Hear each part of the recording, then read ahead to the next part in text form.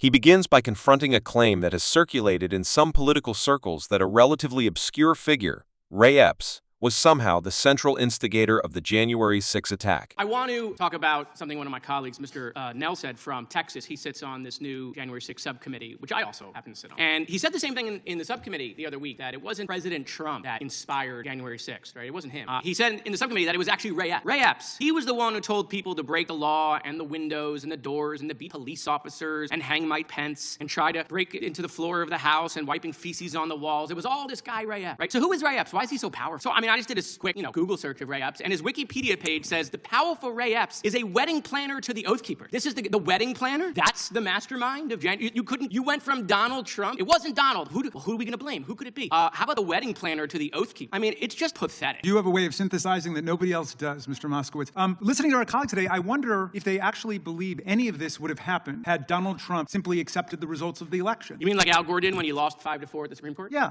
Would the violence have happened? Would the fake counterfeit slates have happened? The threats against Vice President Pence? No, none of it would have happened. And Lindsey Graham, when it comes to accountability, the president needs to understand his actions were the problem. Troy Nels, oh my God, him again. I'm happy to stand shoulder to shoulder with Capitol Police, Darrell Issa. The violence and turmoil we witnessed in Washington, D.C. was completely unacceptable. Rep. McClintock, the attack on Capitol strikes the most sacred act of our democracy. And former Speaker of the House, Kevin McCarthy, whose name we heard a lot today, what did he have to say about it? Let me be clear. Last week's violence attack on the Capitol was undemocratic, un-American, and criminal. And make no mistake, those who were responsible should be brought to justice. The president bears responsibility.